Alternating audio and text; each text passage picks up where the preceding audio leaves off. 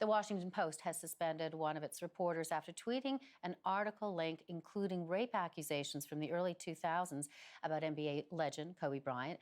Felicia Sonmez is a political reporter for the Post. She has since deleted the tweet, but has reportedly received thousands of death threats, and her home address has even been doxed online.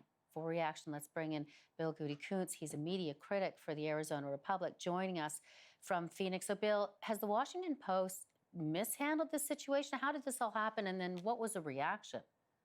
I think they have mishandled it. I think that they've overreacted. I think that the assault charges against Bryant were, while certainly not the big part of the story, they belong in any complete story. When you're writing about the reaction to his death and to a complete picture of his life. It's certainly not what you would lead with. It's not the most important part of the story as it's breaking, particularly in the way he died. I mean, he did not die of a lingering illness or anything. I mean, I think it was because it was so sudden and because he was so beloved by so many people that's in part why she got that reaction. It wasn't just her. Anybody who wrote about that or mentioned it got a similar reaction. But I think that I don't think that, from what I can tell, and I've read the Post's social media guidelines, from what I can tell, and I'm not a lawyer and I don't work for the Washington Post, but I can't see that she violated anything. So, and that was part of the reason, I guess they said, because of the violation of social media ethics. But I mean, what has the response been in terms of people who are also supporting her? Well, the Washington Post, 200 employees have signed, their guild has signed a letter supporting her and asking for the Post to support her. And I think that that's one of the, other than a just sort of a generic statement, the Post hasn't really issued anything in the way of an explanation. They probably won't, I would guess. But I think it sort of cries out for, what did she do wrong here? This is a time, as you probably know, this is maybe not a time of intense popularity for media in general. And I think that we need to support the people who are supporting legitimate journalism.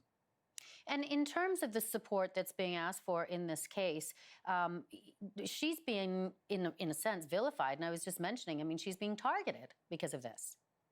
Absolutely. And being targeted to some extent is part of the job. I mean, I write about political media a lot, and I write about President Trump sometimes. And if you dare say anything negative about Trump, you're immediately jumped upon by, a lot of his supporters. And it goes the other way as well. If you write something that isn't critical enough of Trump in some people's eyes, then the liberal side will jump on you for that.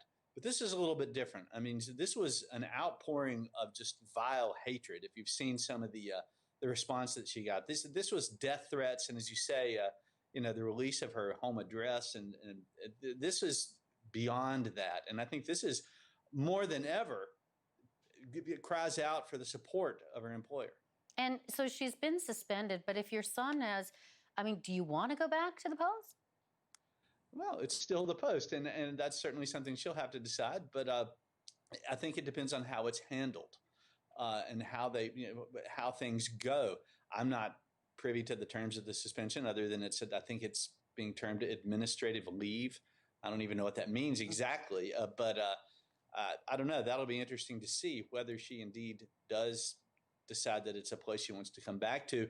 And I would think that she would want some assurances that in the future she would have the support that I think most of us believe that she deserves. Okay, Bill Goodykoontz, thank you very much for joining us. Thank you.